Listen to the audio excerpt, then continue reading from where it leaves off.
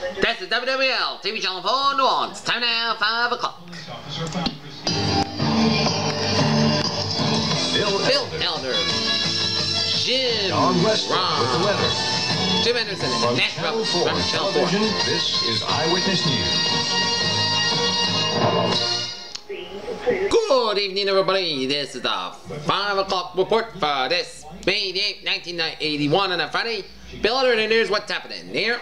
A federal grand jury Thursday charged 10 men with violations of 7 federal laws in connection with an aborted Caribbean coup. The 10 were arrested on April 27 at Lake Pontotoc Marina, was being arraigned at 11 a.m. on Wednesday before U.S. Magistrate Ingard or Johannesson. Down in Owens Parish in prison and were not in Johannesson's court here Thursday afternoon when the charges were returned.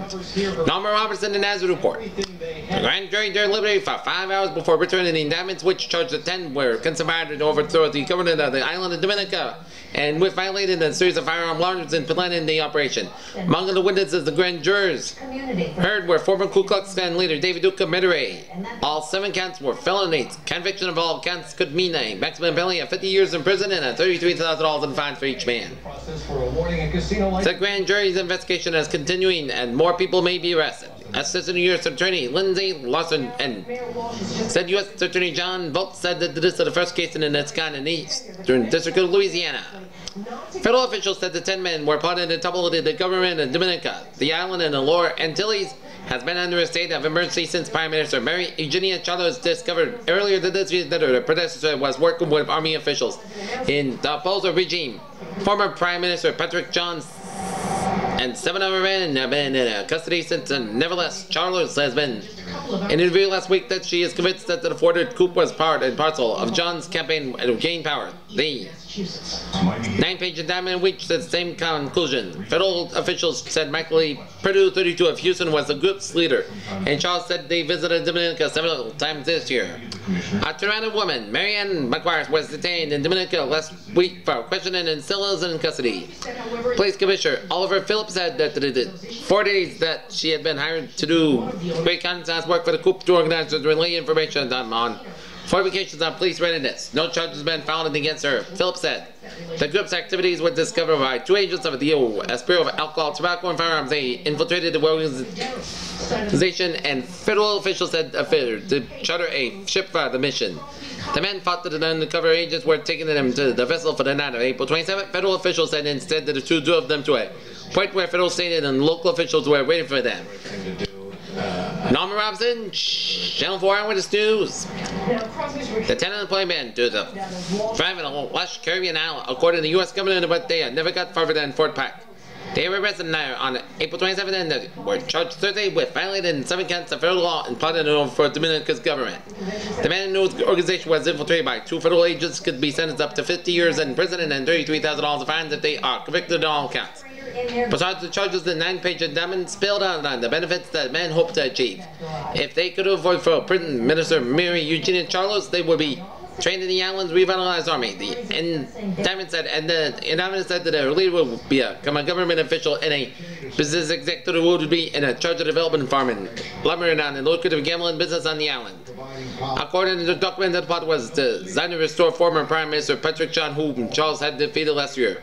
Michael Purdue, 32 of Houston, who led the group. The indictment said would travel throughout the United States and Canada to the Dominica to organize the expedition against the island in a small verdant land of 30,000 inhabitants and was on bananas as his principal crop. If they succeeded, Purdue would be getting $150,000 from Dominica's national budget. The indictment said the name would be the agent of a company known as Nordic Enterprises. Nordic in the indictment claimed would be involved with the agriculture development and construction of an international airport, the timber business, and the development of tourism and gambling. Earlier this year, Charles disbanded Dominica's army after discovering John and military leaders who were plotting to overthrow her. John, 2 army leaders, and 5 other men were in jail on the island. If John would return to power, the army would be reactivated and have 200 more members. Purdue would be in charge of the army, a supervisor and training the army, and his co-conspirators would become specialists and trained in the island force. The document said Purdue would become a Dominican citizen and selected for a high position in the Dominican government.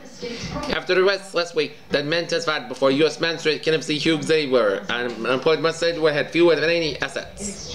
Budget increases.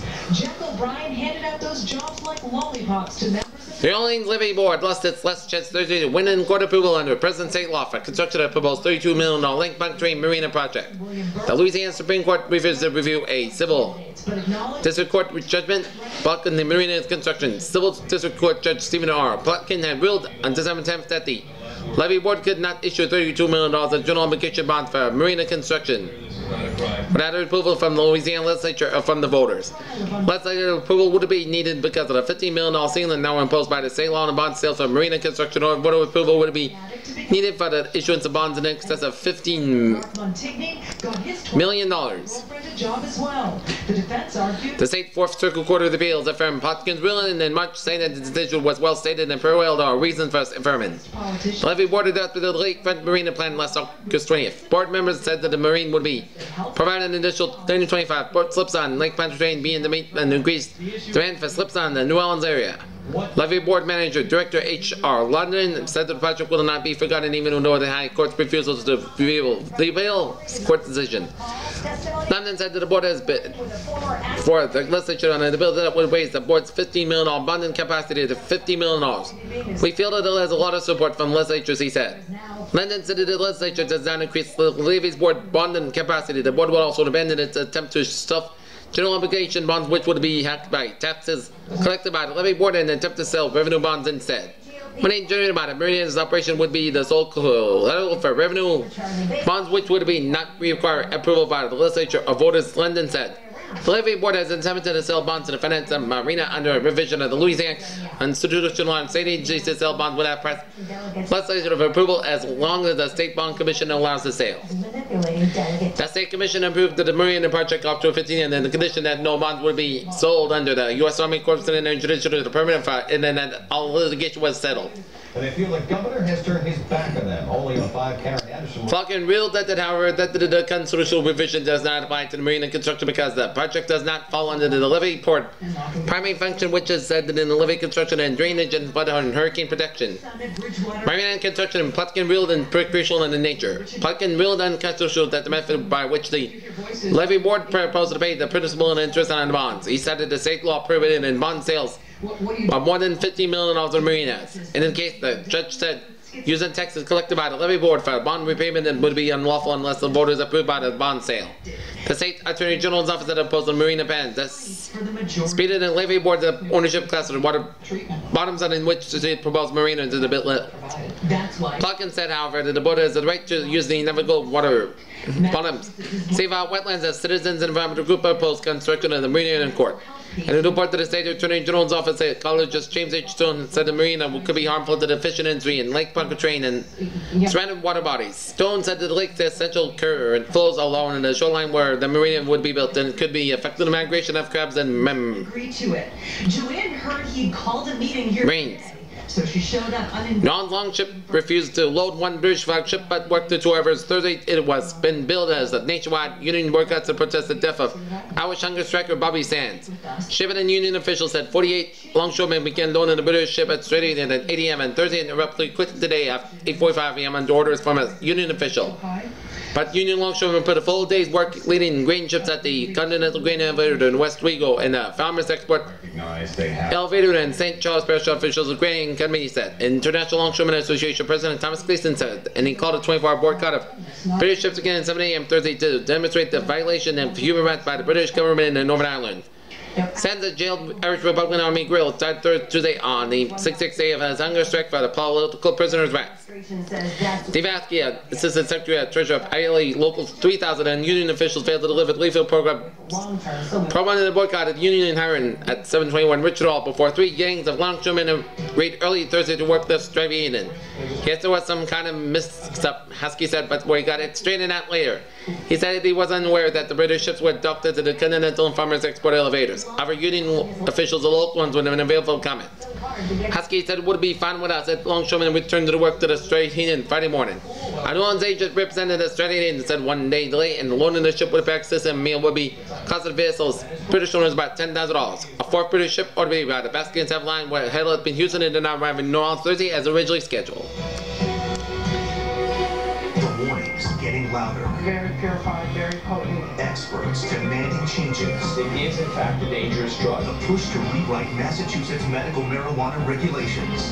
Tonight at 11. Baton Rouge, Governor David C. Treen said Thursday he will be glad to help Mayor Ernest and Morial gain final approval of the runway extension at New Orleans International Airport. There have been some doubt of the administration's position because of the state agency. The Department of Wildlife and Fisheries said to express some reservations about the environmental impact of the project. The governor in the news conference in his office was asked whether he will comply with the mayor's request for helping get the project approved. I'll be glad to help him, said. Treen understood there is a mechanism in law improvement in the expansion of the airport in the St. Charles Parish. If not, I'll be happy to support any legislation that might propose to have been done. After the news conference, Treen spokesman said Jessica Gidrius, Secretary of Wildlife and Fisheries, has agreed to meet with Morial to try to work out the differences in the runway matter. The airport is owned by the city of New Orleans, but it's only in Jefferson Parish, and officials were to spend in the St. Charles Parish. He was asked about state financial support for the project. I would hope we can internalize the cost bank part of the cost of the airport, he said. Treen did not comment directly on the Wildlife Department concerned that spending the soil will be displaced when the runway is sent by harm in the air. Wildlife in an area most of the planned construction of the St. Charles Wetland Memorial recently wrote Treen asking him for support of the runway matter. The letter was made public at Wednesday meeting in the New Orleans Aviation Board. The issue was a planned 1,300-foot westward extension of the extension 92-foot west runway. The extension is needed to accommodate the full loads of international flights. About $9 million, including a $17.6 million bond issue recently sold by the city, has remarked to finance drainage and landfall for the extension. In the letter to Treen, Morial expressed concern that the city may not be able to get the final approval of the project in the Army Corps and engineers without full support of the state.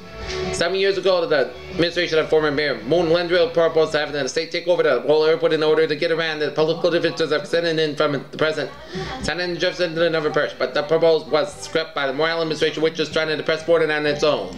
241 Luna.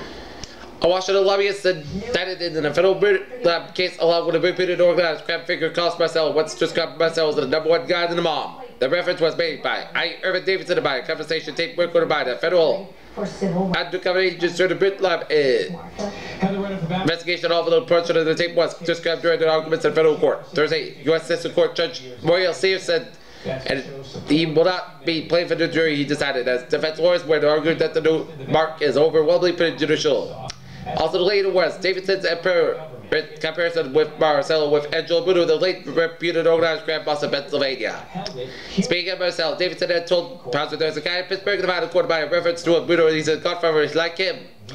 L.E. told the head of the U.S. Justice Department organized crime strike force here have argued that both references to Marcel were important for the jury because they would show that Marcel's influence and explain why he was sought out to participate in an alleged bribery conspiracy. During Thursday court session, the jurors heard that the first of hundreds of tape-recorded conversations offered by the prosecution and evidence against the defendants. The recorder was a telephone conversation between the prosecution's chief witness, convicted insurance swindler Joseph Hauser. Davis said it was believed that one of the early exchanges that set by the Louisiana Brit Lab case of emulsion. Has set a precedent for all New Hampshire drivers. According to the prosecution, Hauser cooperated with the government by President himself and Davidson and the four other defendants as the insurance again. The agent willing to bribe public officials in exchange for obtaining insurance businesses. The defendants, besides Marcel and Davidson, are former state commissioner of the administration Charles E. Romer II, former state official Aubrey Young, and non-lawyer Vincent Marina. Davidson has acknowledged to induce and horrors to Marcel in the beginning of an alleged conspiracy. He was denied participating in the history bribery scene, however. The conversation between Davidson and Hauser took place several months after Hauser pleaded guilty in Phoenix, Arizona, charges of diverting union money into the insurance company Hauser operated. The business investigation resulted from Hauser's agreement in connection with the guilty plea to cooperate with the government. FBI agent William C. Fleming testified Thursday at the beginning of the investigation. He told Hauser to be prepared for that the inquiries from Davidson certain Hauser's guilty plea. The agent said to be urged that Hauser to attempt to convince Davidson that the Hauser was not cooperating with the government. At one point in Hauser's and Davidson's telephone conversation, they discussed Hauser's plea and resulted in financial problems. My friend knows all the problems. Davidson tells Hauser that we can win some leap so you can be a good wage earner. Davidson lawyer Thomas Stilson has argued that such statements show that Hauser played on Mr. Davidson's friendship and made him an unwitting participant in a bribery conspiracy. It is not clear whether Davidson is referring to or mentioned his friend. The jury was sent home late Thursday so that CEO and the lawyers could decide whether to delete certain portions of the tape, some of which the defense argued were prejudicial or irrelevant. The judge also eliminated what was described in court as a reference to a New Jersey senator. This reminds me of what the connection to New Jersey Hauser Barbarian. Salem's Reportedly told Davidson on the deleted portion of the recording of the murder pool and patio specialist. Maiden was a alleged robbery kickback scheme in Louisiana began to unfold. Patio and casual. During FBI agent Fleming's testimony Thursday evening to describe much of the genesis of the Brit Lab investigation after officers agreed to compensate with the investigation. Fleming said that the convicted insurance swindler and two undercover FBI agents set up a dummy insurance company in Beverly Hills, California. The two FBI agents chose to work with Fauser and were selected because of their legal background and because they had somewhat Jewish appearance and could be passed off as relatives of the Association of Fauser who is Jewish. The Bill Lab investigation trial set to resume Friday, what the government expected to present more records to the jury. Nearby. I just know I didn't want to go in the pit, so I committed to Baton Rouge, Louisiana plans to put its roots down in the Gulf of Mexico by stating vegetation on the Bribery Islands to retard coastal erosion. Judges said that the state is losing ground to the Gulf at an alarming rate, a problem which could have even threatened the existence of the Backwoomies and St. Bernard parishes which in the next 50 years. Frank Ashby, Junior Secretary of the Department of Natural Resources, said Thursday the experimental plantings would be made soon in the coastal areas endangered by erosion. The Department of $73,994 study contract with the Coastal Environment of Corporate Baton Rouge, but Ashby said he may not wait for the completion of it before going to the Governor David C. Tween with plans to stabilize the Barrier Islands. Ashby met with Sherwood M. Gagliano, Coastal Environmental President and members of the Louisiana State University Barrier Island Study Group this week. I.A. Mendelson, P.S. Finland, and W.H. Patrick Jr. presented the LCU recommendation for vegetation and to stabilize the islands rather than structural remedy structures or growing seawalls or breakwaters. All of these techniques have tended to adverse effects on the natural beach system and are the best temporary that Bay said in a prepared report.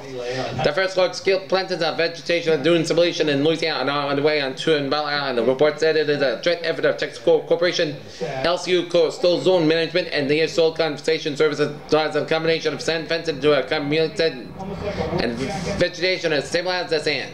Senator Samuel B. Nunes, Democratic chairman whose district includes St. Bernard and Plaquemines Parish, and has proposed that the state decide the president of the Mineral Trust Fund for Barrier Island Stabilization. Nunes proposed the money come from the source because the fund is combined with revenues resulting from the regulation of oil and gas prices. He has said that the state is in danger of losing some of its tidal and mineral production back to the federal government. The state portion of the tidal lands is establishing a boundary fixed 3 miles from the coast. Every foot the coast recedes results in a form of the movement of the tidelands boundary 1 foot landward. Ashby said that the proposal could be compliant for Tween's consideration without completion of the Barrier Island study. Planning federalization will be expensive, Ashby said. However, he added that the state should begin needing grass or weeds or whatever they're taken to hold things islands together. Samuel said that deteriorating faster than ever. That should be safe priority attention. We can go from there if we can get some results in these areas.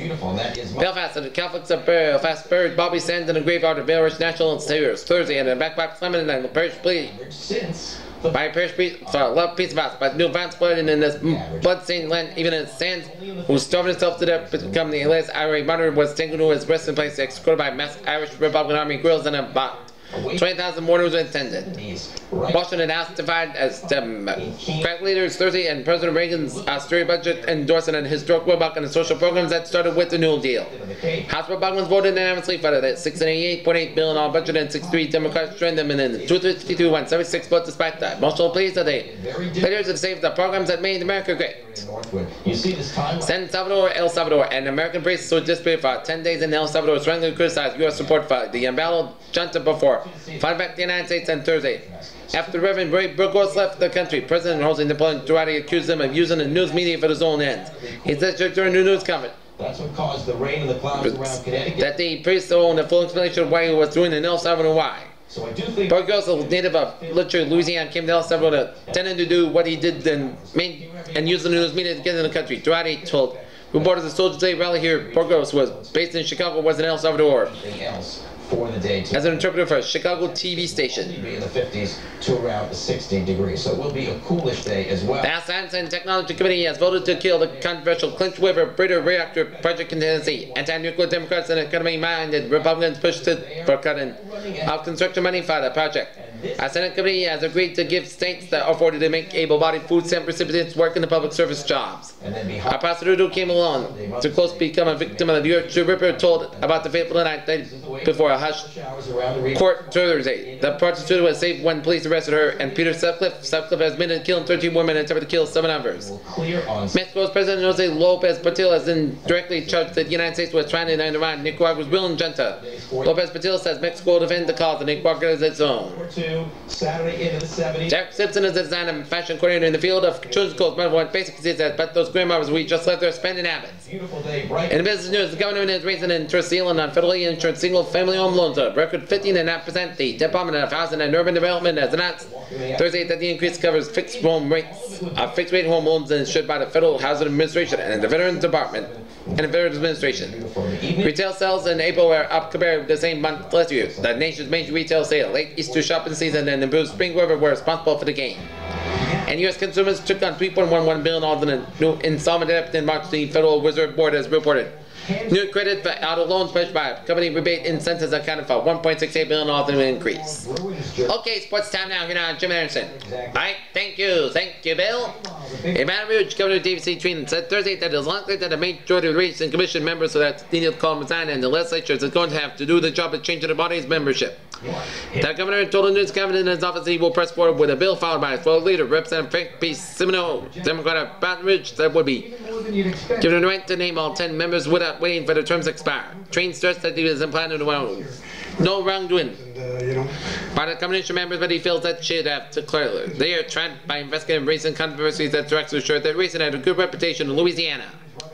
One member, he said Dr. FEDB let Gio Baton Rouge wrote him by saying he would not step down. He said he wrote him back and indicated to him that it was not suggesting any wrongdoing on his part. But I do feel that the commission should have looked at least one of these cases at the fairgrounds, if not for no every reason that to try to clear the air. To do everything possible to demonstrate that we have a good aggression program and ensuring that racing has a good reputation in Louisiana. Asked what one cars should be looked in the train replied, well, first of all, the drug administration at the fairgrounds.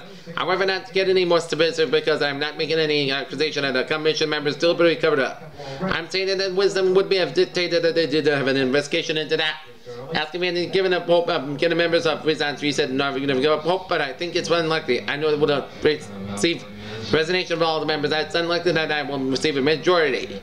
Ask God in the hopes that to get the legislature after when the bill to make the members' terms concerted with his own failed last year. Treen said, I think there's a great deal more interest in it getting done because of things that have occurred. Publicly is a lot, but alleged regulars that attract his focus a lot more attention on the commission. He said there was fewer bills that involving the governor's control of the various bills and the commission at the 1980 session that was 25. 30 proposals we can target this on time. Treen said, he said the public held the governor responsible for what happens under the chief executive should have the afforded to go along with the responsibility. As the NFL draft gets underway tonight, the Patriots currently hold the 29th pick. Los Angeles has captured the hearts and minds of Los Angeles as no one before, but now the real test begins for Fernando Valenzuela as a full-fledged media blitz descends on him. Everyone is bent on telling the story of the son of a poor Mexican communal farmer who has left the home to pitch for the Los Angeles Dodgers and Tain stardom. He is about 20 years old. The numbers that caught the attention of the baseball world after his first 6 starts was 6-0, 4 shutouts, 54 innings, 2 earned runs, 16 walks, and 50 strikeouts, and an ERA of 0.33. Coupled in 17, 2-3 innings of scoreless relief he pitched, and last season he was sported a Microsoft Lifetime Major League ERA of 4.25. On Sunday's win over the Montreal game, the Dodgers put out 6-1 in the ninth. Expert catcher Gary Carter cheerfully reminded boards, we screwed around off him. That one's very important and milestone for the National League. It was the first one that meant anything that Valenzuela has ever allowed in the big leagues. He had given up the 200 runs in the first appearance and long relief last season, and then had given up on 1 run this season. With 200 in the 8th inning, and the game was winning 4-0 in San Francisco. I was glad to get something back. Well, there's a good point. You know, after the Mannies and things leave on the Red Sox, you get stuck with the jerseys, and same thing with the Patriots. The LSU and Tulane basketball teams, which traditionally met Trash of the Year, will not play at all during the 1981-82 season, according to officials at both schools Thursday. The home and away series has been whittled to 1 game this coming year at the urging of LSU head coach Dale Brown. The game tentatively was set for December 5th in Baton Rouge, was the 1982-83 game taking place in New Orleans.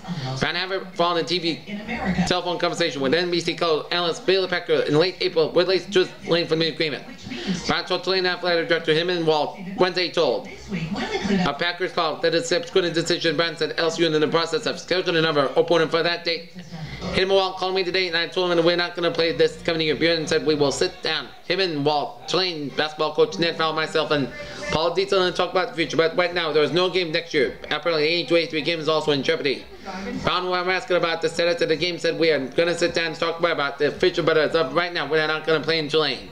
How complicated the series of events led up to the Thursday's unexpected announcement. According to Walt, Tulane, the LSU had played and entered a verbal agreement to play on 75th and Baton Rouge. Recently, Tulane was invited to play in Wednesday's basketball classic, which was scheduled to be played at Western Kentucky University Bowling Green on the same date. Walt told tournament officials Tulane's tentative agreement with the LSU and UNO, University of New Orleans, being considered an NCAA regional host. Floating in a moment. In the NCAA baseball tournament. Okay, on the weather now. Nash Roberts has the weather. Take it away, Nash. Okay, thank you, Mr. Anderson. What are our conditions at 5 o'clock in New Orleans Airport? At 5 o'clock, we got temperature of Take yourself there. 79 degrees with a dew point about 66 degrees, humidity 64%, barometer 29 inches, visibly 4 miles, winds northeast about 5 conditions, drizzly skies. Current conditions, it is 77 out in New Orleans Airport, it's 80 out in the Naval Station, it is 76 in Belleville, it is 82 out in New Iberia, it's 80 in Lake Charles, 79 in Baton Rouge, 77 in DeRidder, 80 out in Alexandria, Louisiana, 75 in Shreveport, 80 in Monroe, 80 in Jackson, Mississippi, 76 in Meriden, Mississippi, 79 in Macomb, Mississippi, 77 in Gulfport, and 74 in Biloxi. Let's take a look at our national radar map. National map, and it shows high pressure off the New Jersey coastline and western portion of Montana, and low pressure in northwestern Minnesota, and rain showers from northern Mississippi and Alabama, stretching it all the way up into the western Ohio Valley and up in Illinois, Indiana, and down for southern Wisconsin. Here is the cold front from north central Mexico, stretching to Texas, down for Arizona, Arkansas, down for central Missouri, down for eastern Iowa, and down for Minnesota. Here it was fair in the much of the western portion of the nation with hot conditions in the southwest. 60 in Boston, 63 for Washington D.C. and Atlanta, 88 in Miami, 77 in New Orleans, 73 in Dallas, 61 in Chicago, 60 in Minneapolis, 66 in Seattle, 74 in San Francisco, 71 in Los Angeles, and 51 out in Denver. And Silent Loop shows cloud heads extended from Louisiana to the Carolinas. There. And the latest on Tropical Storm Arlene, it's latitude 22.5 and longitude 75.4. It's between the Bahamas and the Turks. And it's Tropical Storm Arlene, it's latitude 22.5, longitude 75.4. Winds about 40 miles per hour, barometer 1,005 millibars. And Stanley Steamer is the first. Tropical Storm Island is going to go back to tropical depression and it's going to run out of fuel. Okay, let us take a look at our forecast of New Orleans and vicinity. Will go like this. Skies will be partly Friday, Saturday will be a slight chance of showers. Winds from the east southeast at 5 to 10 miles per hour, highs in the lower 80s. Friday in the mid 80s, and Saturday lows will be in the mid 60s.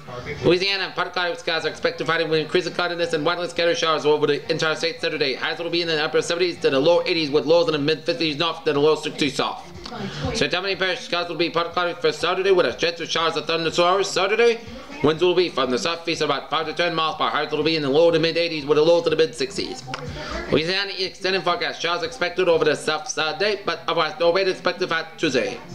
Highs will be low to mid 70s and upper 70s north to 80s elsewhere, and lows will be mostly in the 60s. Mississippi Gulf Coast partly cloudy skies expected with a chance of widely scattered showers. Highs will be in the mid 70s, low 80s.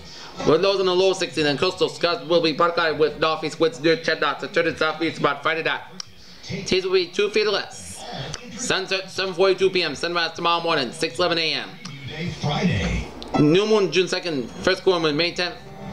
Full moon May 10th, and last quarter May 25th. And our Dutch way for the 5 o'clock report of Eyewitness News on this May 8th, 1981 on a Friday. I'm Bill Elder alongside Jim Harrison and Colin Wiggins. Said we have a good evening, and coming in next will be the CBS Evening News with Dan Maver. Channel 4 Eyewitness News will be back at 6 with Colin Wiggins and Angela Hilson. Have a good evening. We'll see you at 6. Have a good evening.